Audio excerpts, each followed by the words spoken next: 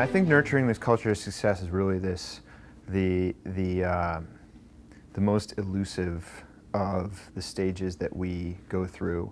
I think you see a lot of organizations get to stage 4, stage 5, and if to use an analogy, it's sort of, when you think of Maslow's hierarchy of needs, it's that transcendent stage, that final stage, that so you don't see as many organizations or individuals getting there, and that's for a lot of reasons. It takes time, it takes commitment, it takes some consistency among the leadership, and that's almost a whole other discussion, but oftentimes you see organizations on the right path and then leadership leaves, or there's a shift in some way, shape, or form.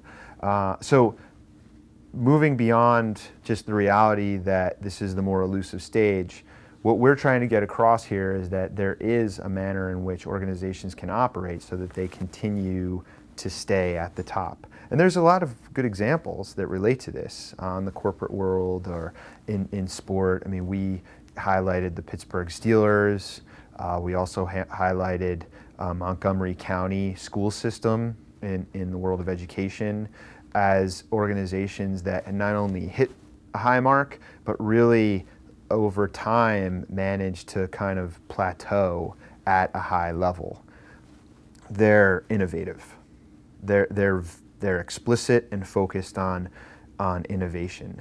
They're dedicated to learning.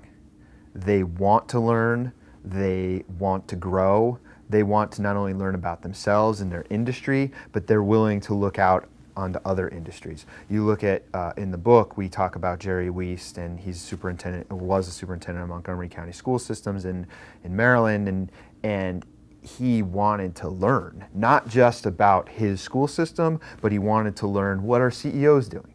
You know, what are other school districts doing? What is this organization or that organization doing? To the point where he actually built a club, essentially, a group of individuals, of business leaders within the community, and went to them and said, what are you doing to advance your organizations?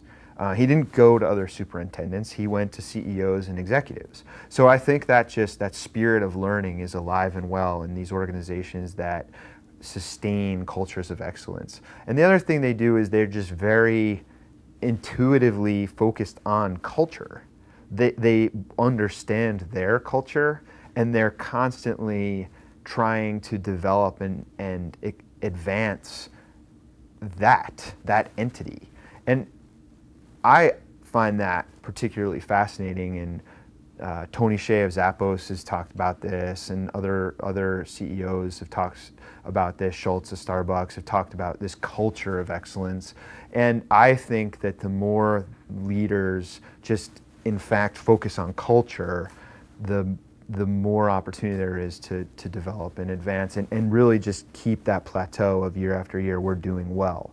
And when you think about that, I mean, that's in everything. You know, we highlighted Dan Rooney of the Pittsburgh Steelers, and they're looking at the layout of their offices, the color scheme, what they're doing with the community, what they're doing internally, how their interactions are being developed and maintained. I mean, he told us a story of how, for example, their offices were structured so that the marketing team's not going to naturally be talking with the development team. What they did is they had those departments closer together. But if the marketing team is going to naturally be talking to the sales team, they structured them so that they're going to put them on opposite corners of the building, so that they're going to continue to walk past the other teams that they normally wouldn't talk as much to. So there's a lot of thought going into how they can develop the sense of community and what are these values that are important to them, and so on and so forth. So I think those are really the 3 key elements that go into this long-term sustainability of a culture of success. It's that innovation, learning, and culture itself.